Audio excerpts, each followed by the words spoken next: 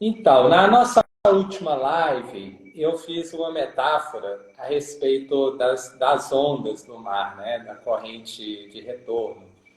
E que aqui na cidade onde eu moro, acaba acontecendo muitos acidentes porque a pessoa ela é puxada, né, por essa corrente marítima e aí ao invés dela manter a tranquilidade, manter o controle para a própria correnteza trazê-la de volta, né, porque esse é o movimento da correnteza de vai e vem para trazer de volta para a praia, ela acaba afogando porque ela se desespera e começa a nadar contra a correnteza. Conta um pouco mais para nós, Fred, qual que é a relação que a gente pode ter com relação à expansão da consciência do executivo e para a adaptação e a sobrevivência dele no ambiente executivo. Ok, excelente. Essa metáfora é muito boa, né? É uma metáfora muito forte, porque eu já morei em cidades de praia e já vi isso acontecer, de pessoas se afogarem gravemente. Por sorte, eu nunca vi ninguém vir a óbito, mas já vi pessoas saírem muito mal da água por brigarem contra a correnteza e contra a maré, literalmente, né? E, na verdade, o que eu entendo, né? A gente na última live definiu um pouco sobre consciência, né? Que é o conjunto de questões que nós temos dentro de nós, que são construídas a partir de vários momentos que a gente passa na nossa vida e que acaba servindo como filtro, né? Como a gente até usou o exemplo da lente, né? A gente tem a lente azul e passa a ver tudo azul. Não tem como você não ver azul.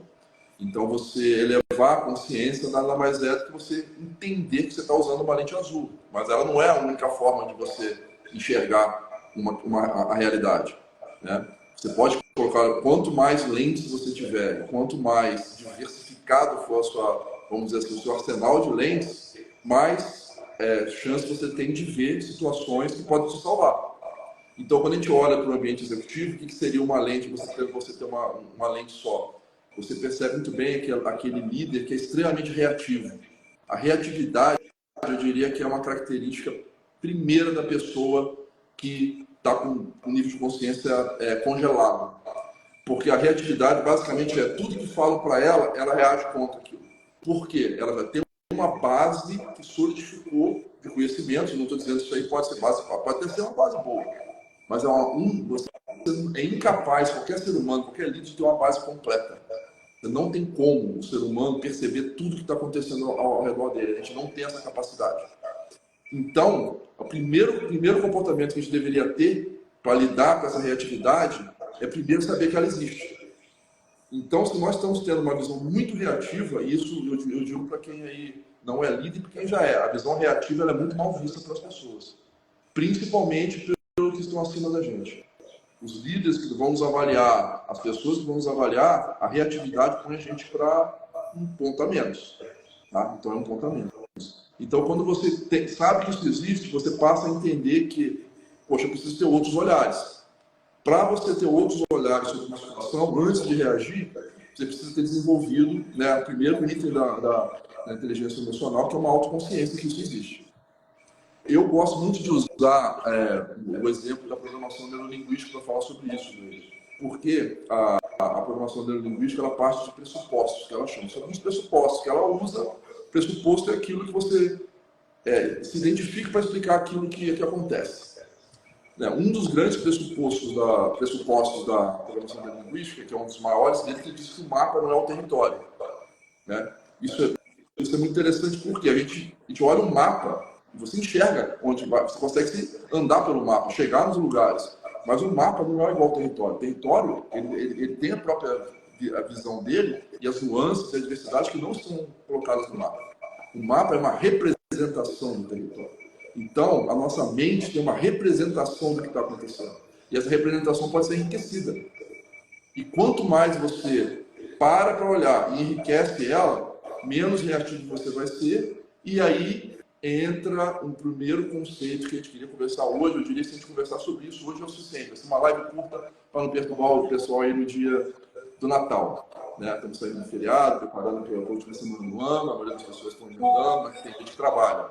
Eu diria o seguinte, é a flexibilidade. Né?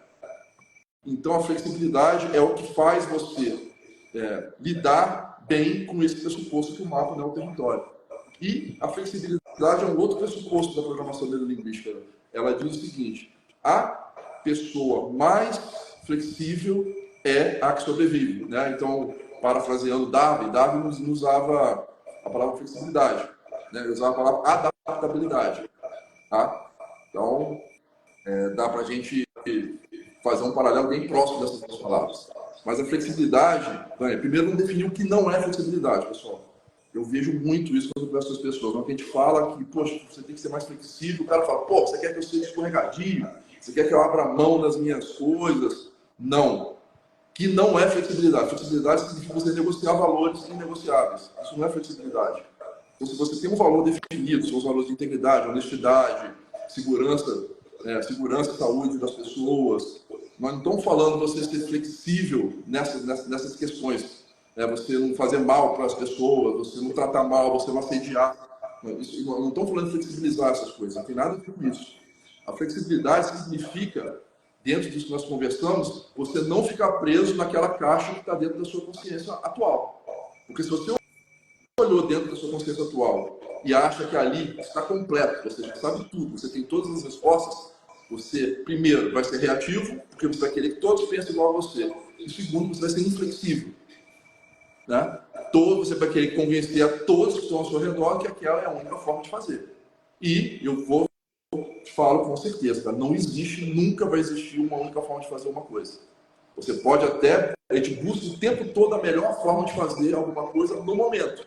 Então, essa busca do líder. O líder tem que sempre buscar isso, poxa, com a minha equipe, buscar a melhor forma de fazer essa tarefa, essa atividade, junto com a equipe, no momento, mas sabendo que, à medida que ele vê evoluir, que ele aprender, que a equipe dele aprender, que a tecnologia aparecer, com certeza vão aparecer formas melhores de fazer as mesmas coisas, eu diria, no futuro cada vez mais próximo. Cada vez mais próximo. Então, a pessoa que tem essa visão, olhou a autoconsciência, ela, de cara, vai ser menos reativa. Ela vai ouvir alguma coisa, ela vai se dar o tempo, né? Eu uso o termo criar uma vírgula. Antes de falar, ela põe uma vírgula. A vírgula é uma pausa, né? E uma pausa de meio segundo para a mente, para o cérebro, é o suficiente. Você não precisa lá fazer uma pausa de 15 minutos, não. Uma pausa é o suficiente para você passar a avalanche de pensamentos reativos, você poder acessar alguma coisa um pouco mais profunda, até mais criativa, tá? Então, se você começa a ter essa autoconsciência, você vai parar e vai diminuir a reatividade.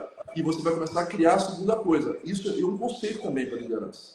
A flexibilidade é olhar para uma situação, usar toda a bagagem que você e a sua equipe tem para avaliar aquela situação, mas entender que pode haver questões diferentes que devem ser consideradas que eu não estou enxergando.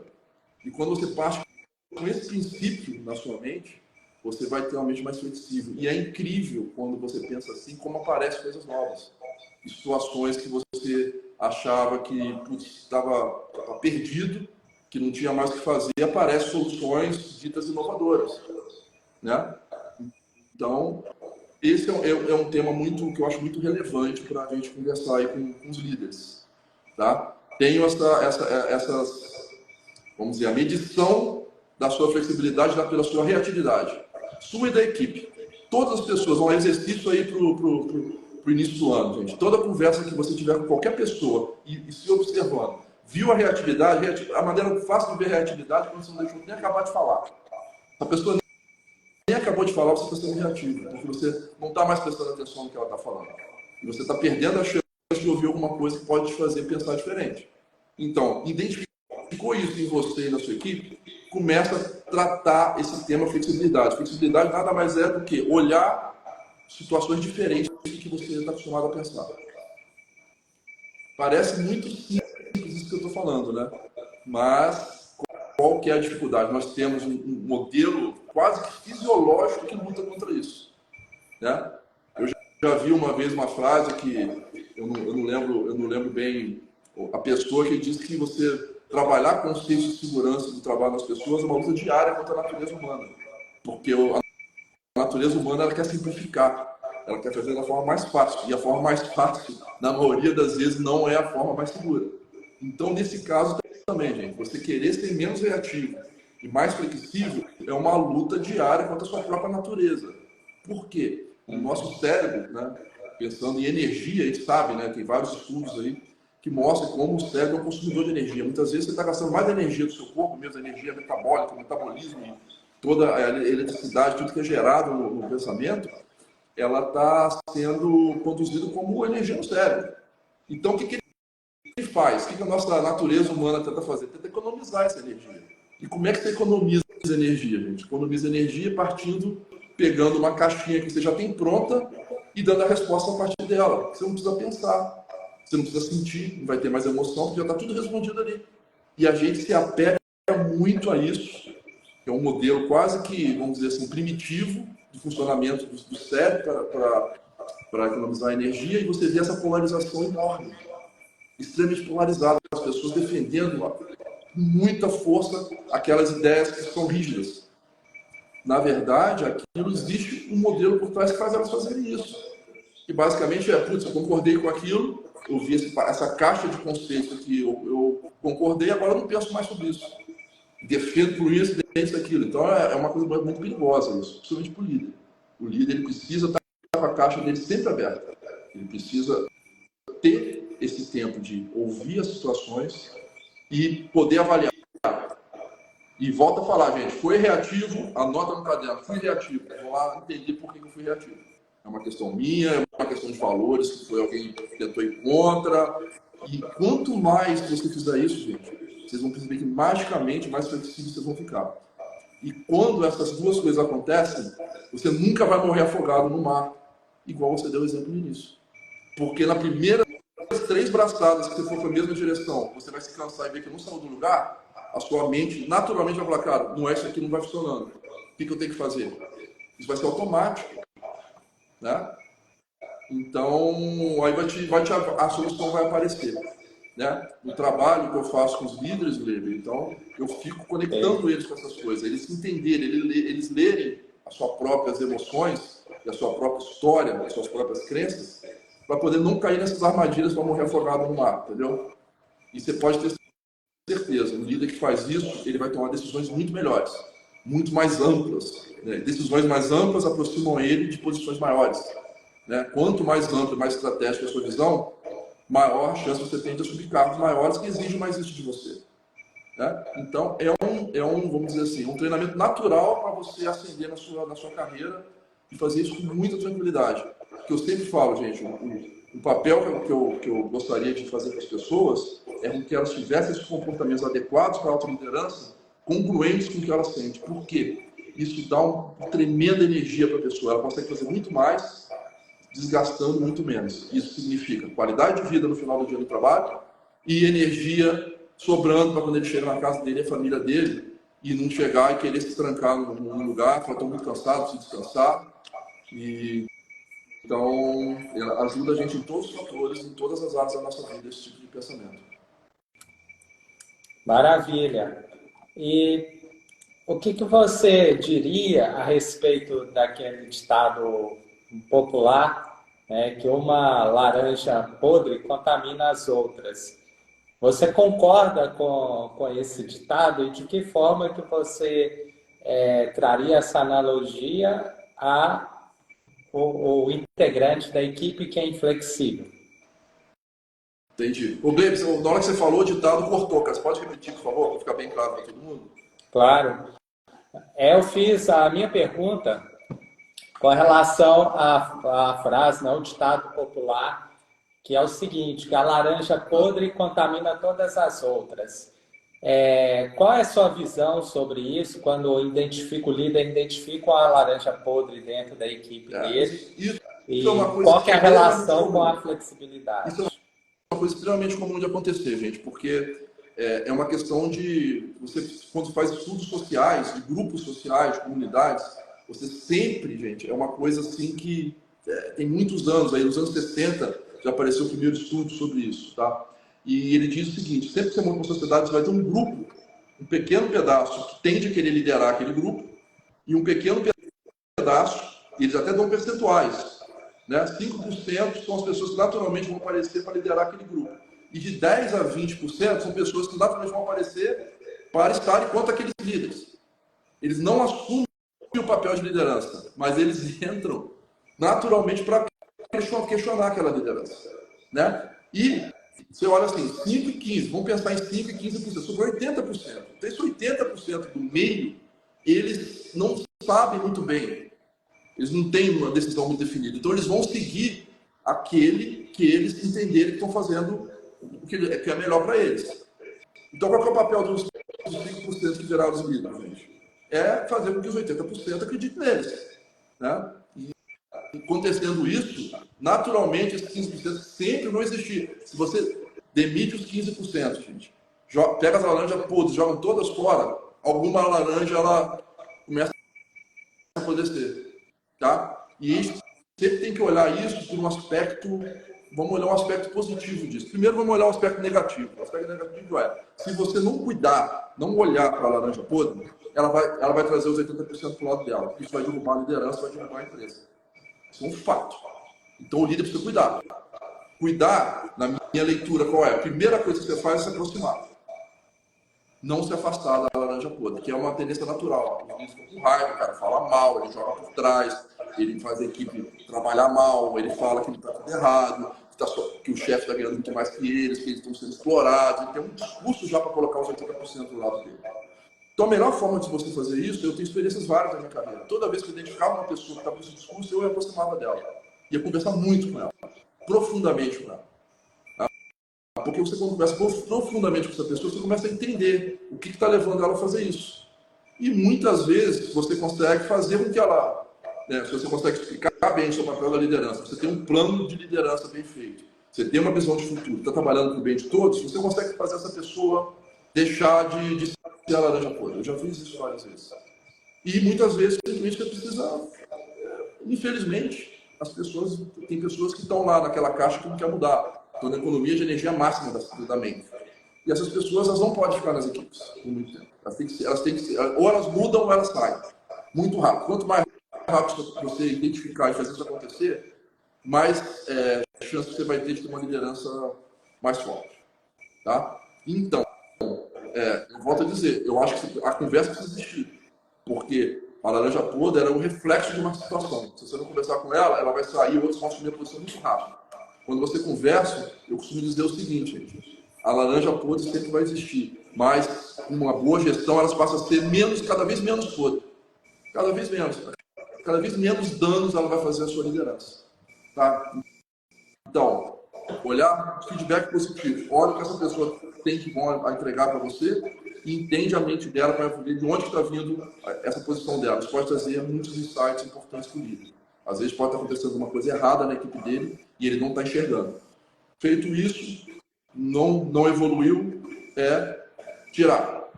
Tá? Antes de tudo isso, do lado positivo, você criou um propósito para a sua equipe, criou um propósito de trabalho. As pessoas sabem para que estão lá, sabem a visão maior do que elas fazem, sabem missão e visão não é só coisa para enfeitar a parede. São coisas que tem que estar. Cada funcionário que está trabalhando com você deveria saber defender isso, como se fosse dele. Se as pessoas estão fazendo isso e elas estão no ambiente que elas estão engajadas, que a gente já conversou, né, os fatores que engajam as pessoas, delas estarem aprendendo, delas terem autonomia, ter um ambiente de crescimento. Cara, eles não vão deixar as laranjas podres prosperarem. Né? Eu tenho um exemplo de visitar várias culturas, né, e eu percebi assim, em alguns países que eu fui, eu tenho um exemplo bem dos Estados Unidos, toda vez que eu ia lá fazer reunião com as equipes, que tinha um processo semelhante aqui no Brasil, e todas as vezes que eu estava lá, eu via as próprias pessoas da equipe, não precisava do líder deles fazer nada, as próprias pessoas da equipe chegavam por isso e falavam, cara, esse cara aqui não está contribuindo no nosso trabalho, faz alguma coisa, ou ele melhora ou você troca ele. Então esse seria assim, o auge da equipe autogerida e com uma flexibilidade excelente. Tá? Então... Maravilha. Eu venho aprendendo cada vez mais a cada podcast seu com a sua história, a sua própria experiência como gestor há tantos anos na CSN e compreendendo como que as habilidades emocionais elas pesam muito mais do que as técnicas, que a inteligência, ela não é só a analítica e a racional, aquela inteligência que a gente adquire nas universidades. E a emocional, como que ela impacta no comportamento daquela liderança. Então, o líder não basta só ser o mais inteligente, ele precisa dessa diplomacia. E hoje a gente está vivendo, principalmente no ambiente empresarial, no ambiente executivo, uma polarização, uma radicalização muito grande. Isso na sociedade a gente está vivendo essa polarização política, essa falta de entendimento, de compreensão do outro ponto de vista. É aquela famosa metáfora, né, do 6 e do 9. Então, um está vendo 9, o outro está vendo 6, e aí não admitem, acabam brigando.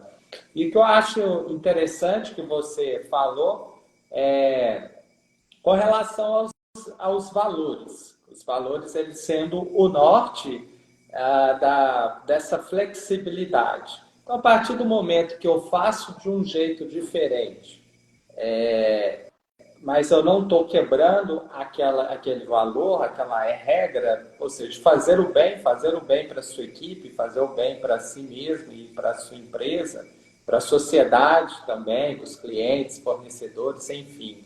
Você não quebrando aquela regra, você pode fazer de diferentes formas. E quando a gente passa a ter esse olhar de que o outro também está bem intencionado, mas de uma forma diferente, então a gente consegue ser mais diplomático.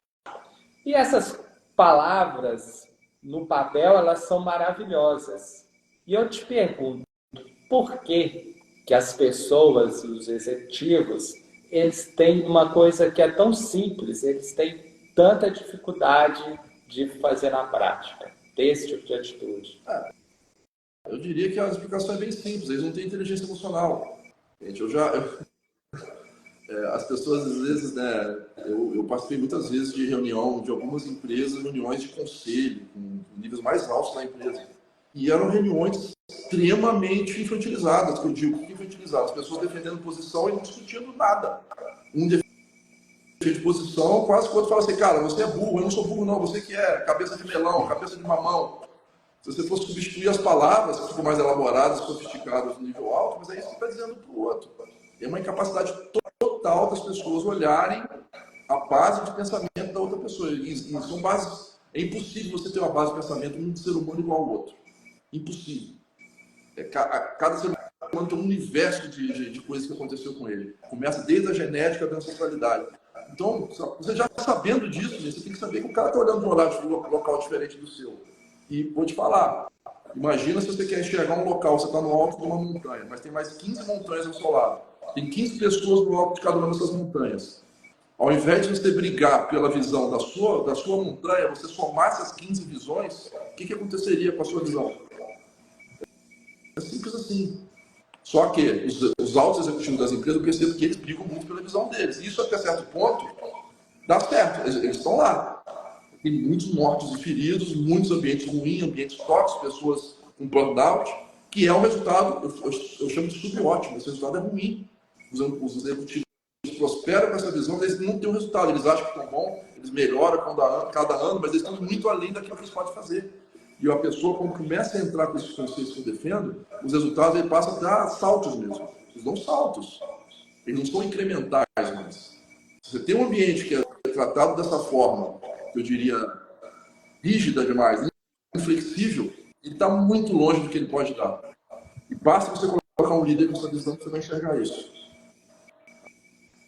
Então, eu vou defender, eu pratiquei isso num ambiente com muitos líderes inflexíveis ao meu lado e a minha experiência, tive resultados excelentes e tive grandes histórias de pessoas que trabalharam comigo que mudaram, entenderam isso.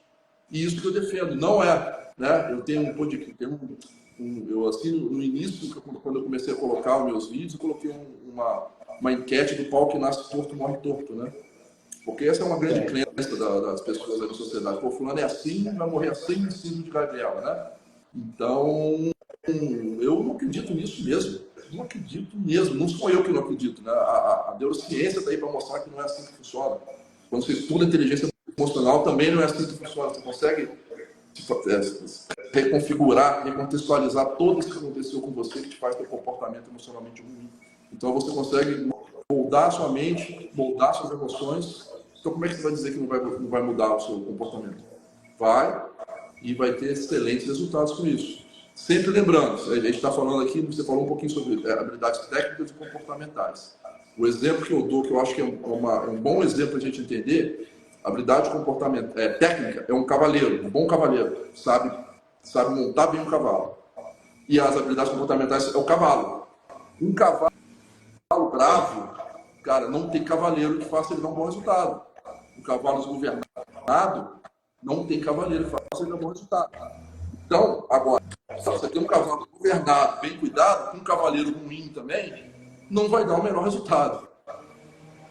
Tá? Mas esse exemplo é bom pelo seguinte: o cavalo é o mais forte, ele é o mais poderoso e ele é o mais perdido. Ele não tem o mesmo nível intelectual do cavaleiro, nem perto. Mas ele precisa estar equilibrado, com a energia dele focada para fazer o que ele faz, porque é um bom cavaleiro para levar ele longe. Ele vai saltar os maiores obstáculos, vai correr com mais velocidade. Né? Então não adianta. Você ver. O cavaleiro que não tem um cavalo domado, ele vai cair, vai ficar correndo atrás, ele quer ir para um lado, o cavalo vai para o outro. Esse é o pior. A gente vê isso direto, tá? A pessoa... Não adianta ser grande sem possuir nobreza. É basicamente isso. Basicamente isso. Então, acho que esse é um exemplo legal aí para a gente entender essas duas habilidades. Temos que desenvolver as duas. Só que, claramente, o cavalo bravo é uma coisa que precisa um pouquinho mais de atenção do que a gente dá. Maravilha. Eu vejo também muitos executivos comentando, principalmente esse ambiente de trabalho, de negócio, cada vez mais competitivo, deles um pouco desanimados pelo fato deles buscarem os valores, buscarem uma integridade, mas eles acabam perdendo espaço para o desonesto ou para o espertão. Seja aquele colega de trabalho que não olha a ética, os valores. A gente vê isso muito mesmo, por exemplo, em época eleitoral, né? Como que um político joga baixo para poder puxar a rasteira do outro. Né? Então, assim, o ambiente empresarial não é muito diferente. E aí, as pessoas, né, os executivos que têm essa integridade, que têm esses valores, como que ele pode crescer na carreira, ser promovido, diante de uma competição tão desleal? Bom, Gleiber, excelente pergunta. Tá? Eu diria o seguinte: você falou a questão do político. Eu acho que a questão do político e da empresa, muitas vezes, elas têm o mesmo problema. Tá? O político, me parece, principalmente aqui no nosso país, há muito tempo, o principal fator que movimenta eles é ele garantir que ele vai se reeleger. Por isso que a gente vê gastos bilionários. Eu fiquei chocado quando vi esses números. Ao longo da história, se gastam bilhões para fazer propaganda de governo. De governos em geral, mas em todas as esferas, municipal, estadual e federal.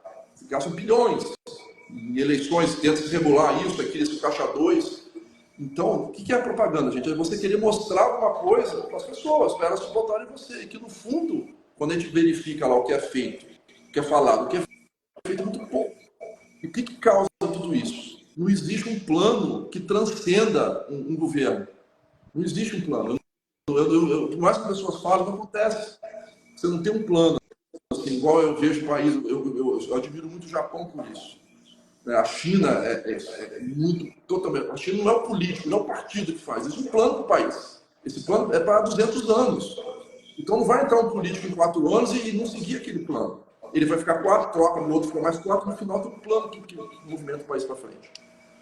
Então a falta disso no nosso país cria essa situação. Tantas pessoas que falam tantas coisas que não são verdadeiras e estão lá, né, usando esse artifício, porque é o que faz elas estarem lá, senão elas não estão lá. E nas empresas, entendeu? O que acontece? Muitas vezes, quando você tem uma troca de uma liderança, as pessoas querem mostrar que elas são as melhores do anterior que era ruim. Eu vejo isso direto. E aí comete um erro grave, que eu vou dar esse exemplo que não é meu, esse exemplo está no livro de Jim Collins, eu falo muito desse livro, que são empresas feitas para vencer. Toda vez que você assumir uma posição nova, o líder assumir uma posição, ele tem que ter a maturidade, inteligência racional e emocional para enxergar tudo de bom que foi feito pelo anterior. A pior coisa que ele pode fazer é derrubar. O livro ele usa o exemplo como se fosse uma roda gigante, pesadíssima, que está girando. Ela pode estar girando ineficientemente, pode estar girando um pouquinho para o lado errado. Agora, o erro fatal para esse líder é jogar essa roda no chão porque ele construiu outra. Ele vai perder tempo, vai perder energia e vai ter um resultado muito pior do que se ele olhar para aquela roda, reposicionar ela, aproveitar o momento da força dela e acelerar e lapidar e botar as ideias dele. Nossa, eu já vi muitas vezes pessoas assumindo liderança, falando assim, cara, vai lá e muda tudo. Não existe isso, gente.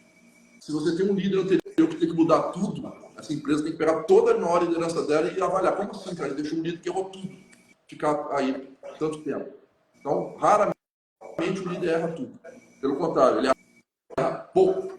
Às vezes o pouco é muito importante que ele erra. Então você entra, assumiu a posição.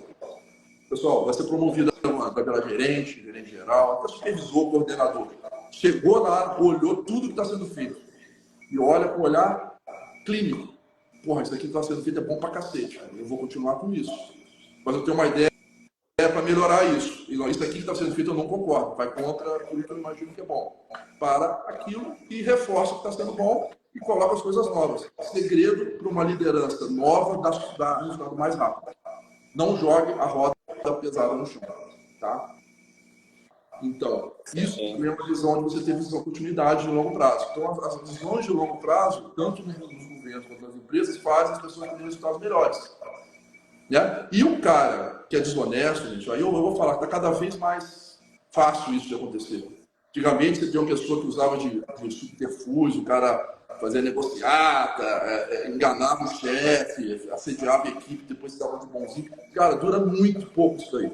Cada vez essas pessoas estão durando menos na empresa, está aparecendo mais rápido. Né? E essa é uma grande beleza quando você vai evoluindo como sociedade, você exige agora ter um ISD. Né? O G da governança exige que você tenha ferramentas na empresa para poder denunciar essas coisas e não deixar elas prosperarem.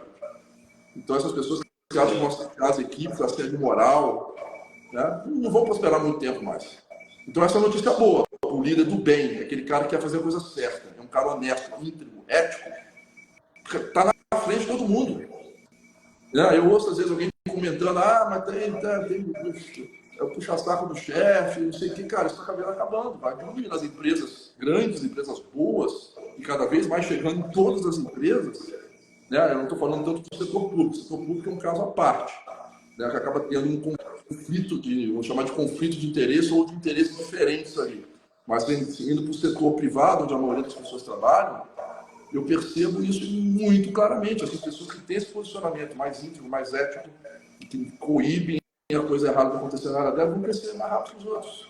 Os outros vão cair muito. Ou eles vão mudar, né? E se for a única forma dele trabalhar, for sendo, não sendo ético, ele vai cair. Isso é uma notícia boa, que eu tenho visto com bons olhos, assim, a sociedade como um todo evoluindo. Já fica até um convite, agora no dia 30, de 8 às 10 da manhã, eu vou participar de um evento chamado 108 Horas de Paz. Vai ser um evento online, que vão ter várias pessoas aí da sociedade em geral, de vários setores, discutindo como que a sociedade, né, pode caminhar para esse lado um pouco mais ético, mais íntimo, parar de ser tudo subordinado ao interesse só financeiro. Então, qual é o problema do interesse financeiro? O interesse financeiro não é problema nenhum. O problema é que quando ele se torna o fim. Então, quando ele fala assim, ele é o fim, tudo é válido para chegar nele. E esse é o grande erro, que faz as pessoas destruírem o meio ambiente, faz eles tratarem mal aos outros, eles destruírem pessoas, locais e meio do meio ambiente. Então, essa mudança de chave está acontecendo já, está acontecendo de forma muito contundente, porque a gente precisa disso.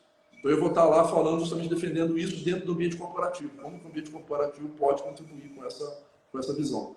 Fica o convite aí para todos. Beleza. Eu vou colocar o convite lá no meu perfil do Instagram para todos verem. Maravilha. Isso a gente, nos últimos anos, a gente viu muito isso, né? Não só no mundo político, mas também no mundo empresarial, de mega empresas que nem no imaginário a gente imaginaria, né, que elas fossem quebrar ou ter um grande prejuízo. E a gente viu, né, dono da Odebrecht sendo preso, dono de várias empreiteiras aí, que antes do escândalo do mensalão, dessa corrupção, já se sabia, né, dessa relação promíscua das grandes empresas, né, as grandes construtoras com os políticos, até que teve uma hora que a casa caiu. E é aquela analogia também que eu faço do coelho e da tartaruga.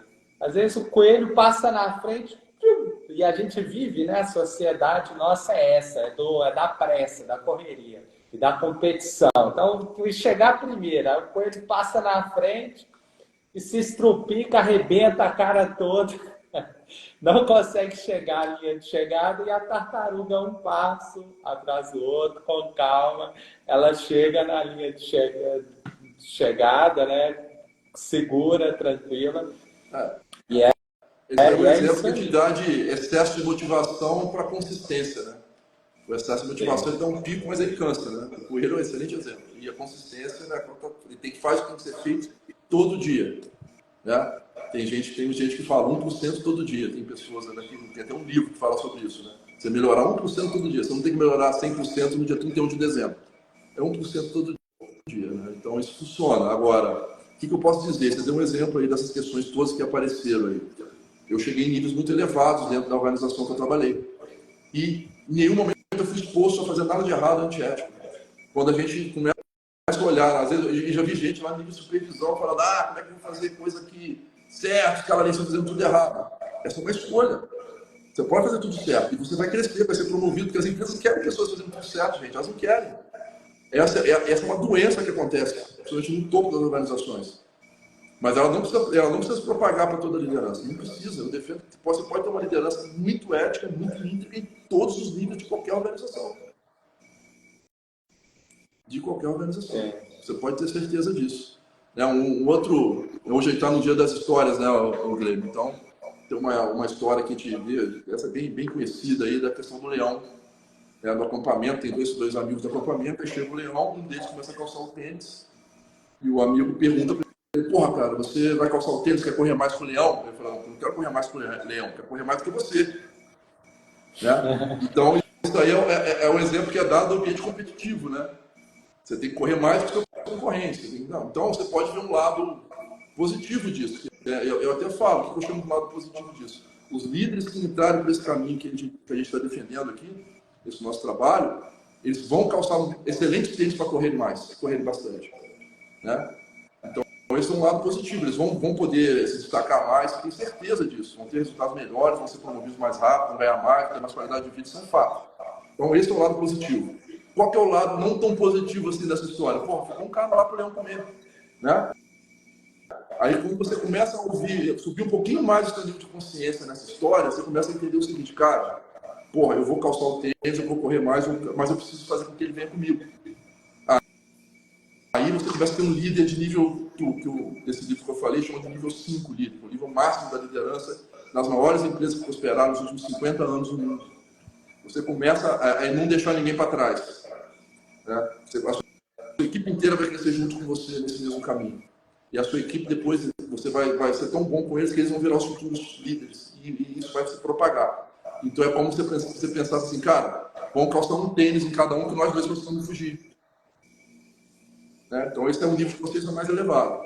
Né? E aí esse defino também, cara. Nós vamos trabalhar para sermos 1%, depois nós vamos trabalhar para que esse 1% vire muito mais do que 1%. Maravilha.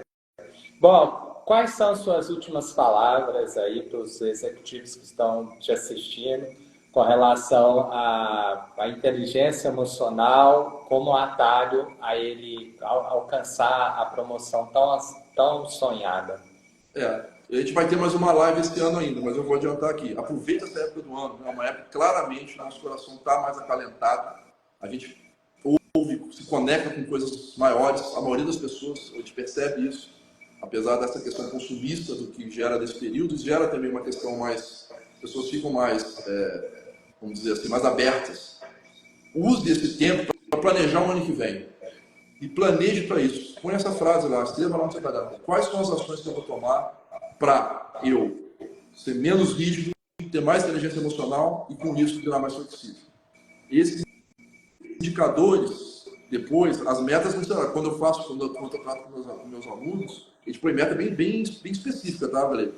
Eu quero assumir tal posição, eu quero ter tal aumento, tal... Mas essas coisas que eu estou falando, esse é o caminho. Então, não defina a sua meta. Eu sempre falo, não põe agora a meta ler 10 livros até o final do ano. Essa é a pior meta que você pode colocar. Você não lê livro. Aí você coloca uma meta, eu vou ler 10 livros até o final de 2024. Não faça isso. Põe uma meta diferente. Por exemplo, eu vou ler 5 páginas por semana de livros. E, pô, cumpre essa meta de 5 páginas. Você vai se encantar porque você vai chegar no final do ano.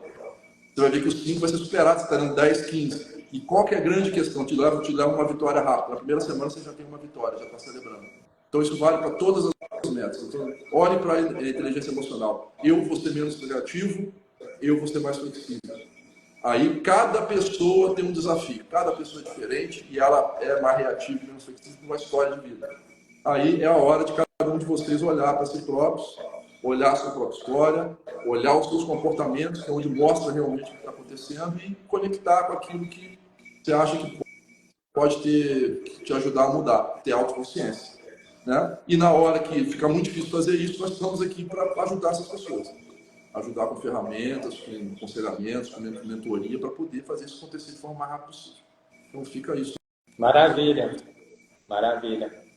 Muito obrigado por mais esta entrevista, mais essa grande aula também. E nos vemos então na nossa próxima live na quarta-feira. Um grande abraço. Grande abraço, pessoal. Mais uma vez, Feliz Natal a todos aí. Boa noite.